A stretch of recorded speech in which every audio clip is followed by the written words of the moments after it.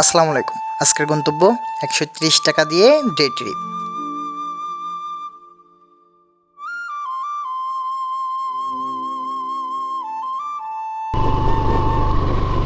রাস্তার এদিকে হচ্ছে শোলগাতিয়া ব্রিজ আর এদিকে হচ্ছে কপালিয়া।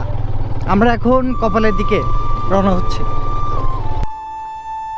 এটা হচ্ছে সেই হরিভদ্রা নদী, যার খনন কাজ চলছে এখনো।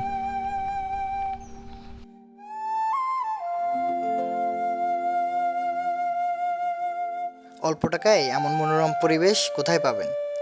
পাহাড়ের ট্যুরগুলো দিতে গেলে আপনার মিনিমাম ১২ থেকে ১৪,০০০ টাকা খরচ হয়ে যায় খুলনা থেকে। তো অল্প টাকাতেই আমাদের নিজেদের এলাকায় ঘোরা যায়। যেমন আমি ১৩০ টাকা তেল ভরে শাহপুর থেকে শোলগাতিয়া ব্রিজ হয়ে সোজা কপালিয়া, কপালিয়া থেকে ভবদা কলেজ, সেখান থেকে জামিরা বাজার হয়ে আবার শাহপুরে ফিরব।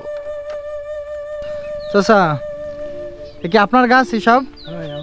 কয়টা গাছ কাটছেন? ওই ২৫-৩০টা মতো। ২৫-৩০টা? তাহলে তো নিজে কি গুলটুট বানান নাকি? হ্যাঁ, নিজে এই যে খেজুর গাছ, প্রায় ২৫টার মতো গাছ উনি কাটছে।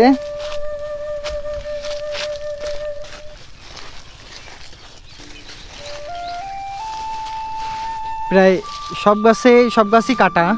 এই যে ছোট একটা গাছ, এটাও কাটা। এই যে এই পাশে অনেকগুলা। আমি আসলে এখনও এবছর রস খাইনি। তো আগের দিন এই রোডে আসছিলাম, হাতে অল্প একটু নিয়ে আর কি সেটা খাইছি। এবছর খাওয়া হয়নি, জানি যে এই সময় রস পাওয়া যাবে না। তো রস খাইতে গেলে সকালবেলা। দুই পাশে সবুজ ধান ক্ষেত, মাঝে ধুলো মাখা সরু রাস্তা, নীরব অথচ প্রাণ ভরা। সকালে শিশির ভেজা বাতাসে এই পথে হাঁটলে মনটা হালকা হয়ে যাবে। এই পুরা পাহাড় ধরে খেয়ে কোনো লাভ নেই, মানুষের ক্ষতি করেও কোনো লাভ নেই। তো আমি হাতে এই অল্প অল্প করে নিয়ে টেস্ট করে দেখাবো আসলে রসটা কেমন। ওয়েট একটু লেট হচ্ছে, যেহেতু আস্তে আস্তে পড়তেছে। প্রাকৃতিক উপায়, মেশিন তো আর না। মেশিন হলে তো খুব বেশি দ্রুত পড়তো। এই যে দেখেন রসটা, দেখেন এই যে রস, এই যে দেখুন মিষ্টি আছে। আপনারাও চাটতে পারেন, চেটে খান। দাদা মূলত চলে যাচ্ছিল, কিন্তু রস অল্প একটু খাওয়ার পরে দেখলো যে খুব বেশি মিষ্টি। এই জন্য আর কি দাদা আবার ব্যাক আসছে, রস খাবে। শুধু খাবেই না, এই ভাড়ে যতটুকু আছে পুরোটুকুই খাবে। দাদা ধৈর্য শক্তি কম। নেন, এবার আপনার খুলে ফেলেন, খাবেন যখন। খুব বেশি হয়নি, অল্প পরিমাণে।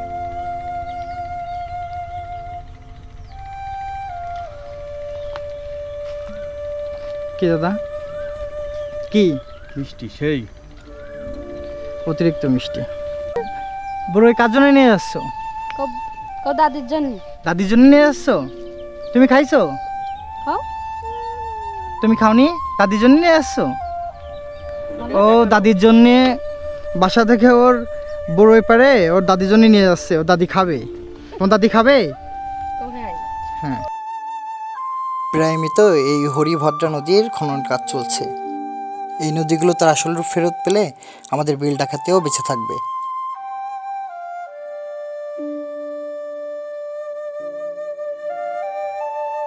এই মেঠো পথেই লুকিয়ে আছে গ্রামের সহজ সরল জীবনের গল্প।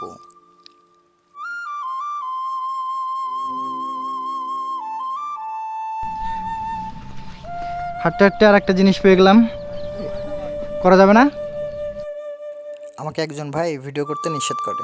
তিনি আমাকে জানান যে তারা ৬-৭ জন আছে যারা এলাকা থেকে তারা এখানে কাজ করে।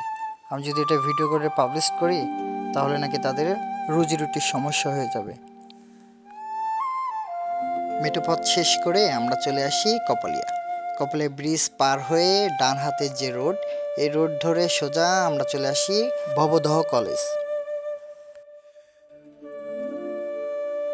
ভবদহ কলেজ রোড হলো আশেপাশের প্রধান সড়কগুলোর একটি। এই রাস্তাটি স্থানীয় জীবনযাত্রার সাথে খুবই ঘনিষ্ঠভাবে জড়িত। গ্রামীণ পরিবেশে শান্ত ও মনোরম ক্যাম্পাস। এই ক্যাম্পাসের সৌন্দর্য দেখলেই বোঝা যায় শিক্ষকরা এবং শিক্ষার্থীদের সচেতনতা কতটা।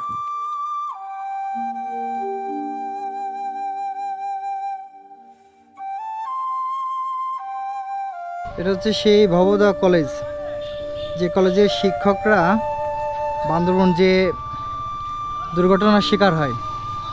অবশ্য আমার প্রিয় বান্দরবন। ভবদা আসবো আর আইসক্রিম খাবো না, তা কেমনে হয়? এটা হচ্ছে এই অঞ্চলের, ভবদা অঞ্চলের বিখ্যাত আইসক্রিম।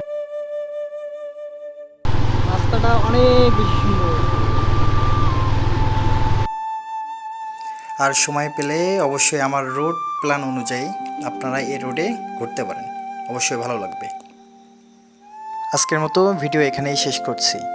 আমার 130 টাকা ডে ট্রিপ কেমন ছিল অবশ্যই জানাবেন।